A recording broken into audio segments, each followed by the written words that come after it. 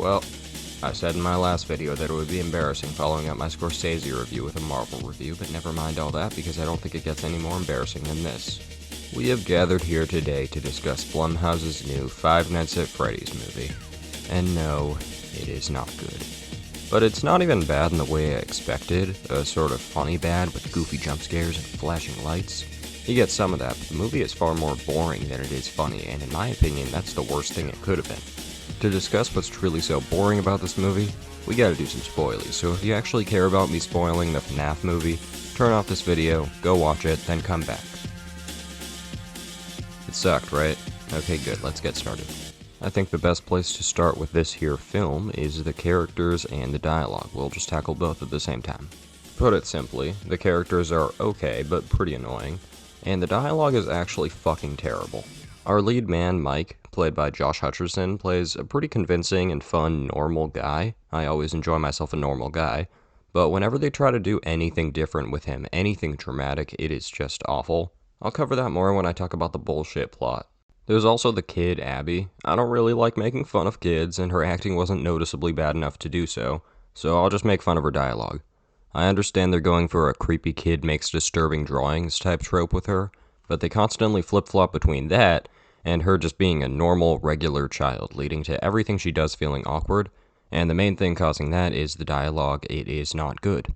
But don't worry, because she doesn't have the worst dialogue in the movie. That easily will go to the cop lady, whose name I forget. Okay, I looked up her name, it's Vanessa, and yeah, her dialogue is just the worst. Honestly, all of the writing with this character is super confusing. She's a cop, but she hangs out near this seemingly fine abandoned restaurant, and the only explanation you get for that is that it's around her usual spot. Her being a cop is actually barely relevant, and you never really see her doing cop stuff, so I don't know why that's a trait of hers, but it is. One of the only times it does become relevant is when she tells Mike not to bring his sister, Abby, to the restaurant anymore. But she does it in a very aggressive way, as she says, and I'm not joking, "If you bring Abby here again, I will shoot you." And that's when you start to wonder, shit, maybe she shouldn't be a cop. There was a point in the movie where I thought she was lying about being a cop the whole time because it just didn't make any fucking sense. That suspicious behavior that the writers definitely didn't mean to be suspicious blossoms into a big twist as Vanessa is working with the animatronics, sort of. They're not exactly co-workers, but there were some people who broke into the restaurant earlier and got murdered. The movie then decided to forget about them forever. And she knew. She knew that 4 people were killed inside the restaurant and did not inform anyone. She is a cop and knew that 4 people had been murdered and didn't inform anyone. And will the movie forgive her entirely for this? Yes. Yes, they will. Why? I don't know. I'm sorry, I went on a bit of a rant there about Vanessa, but I need you to understand that she is really bad, and I got angry every time she showed up. No disrespect to Elizabeth Lail, her actress. Nobody could have saved this character. So there's something you may be noticing by this point in the review. Where's my Fredson Fazbear? Well, I hate to say it, but by now I've got to inform you that the animatronics are barely in this movie. As you may have guessed, this movie is about humans. Human people, and they are not very interesting. I wish I could talk about Freddy and Chica and Foxy and whatever the cupcake's name is. I haven't actually played the game. But there's nothing to say. To talk about the animatronics, I have to talk about the bullshit human plot again. I am very sorry, but I am not sorry on behalf of myself. I am sorry on behalf of Blumhouse. If this is my worst review, I get it, because it is just very difficult to talk about this uninteresting movie in an interesting way. Okay, now that we've had that break, let's actually discuss the Mike plot. The movie decides to give Mike this backstory surrounding his missing brother, which quickly evolves into the discovery of a bunch of missing kids who were all kidnapped when Mike sees these kids in his dreams. Mike spends a lot of the movie reliving the event of his brother being kidnapped and getting further and further in the process of saving him. One of those creepy little kids says that he can save his brother, but he has to sacrifice Abby, which I believe he interprets as having to give her to his aunt, who's been trying to get custody the whole movie. It actually means that she becomes an animatronic, because that's what the 5 kids represent, the 4 animatronics and the cupcake. Mike tries to take this offer, which is just really baffling. The movie never once explains why Mike's dreams can impact the real world.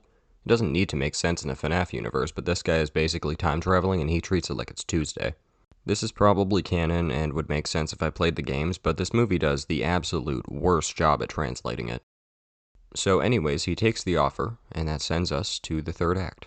The third act is really weird.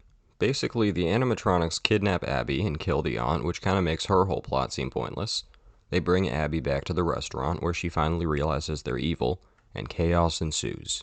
After Mike is able to save Abby, the Golden Freddy guy gets to make up for not getting a mask reveal in Scream, as he takes off the head of the costume and is shown to be fucking Matthew Lillard, baby. I love Matthew Lillard. I love him in Scream, I love him as Shaggy, and I like him here.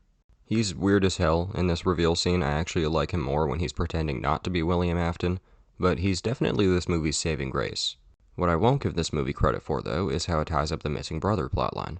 I had figured the brother would be one of the animatronics, since all the other missing kids are, but that never happens.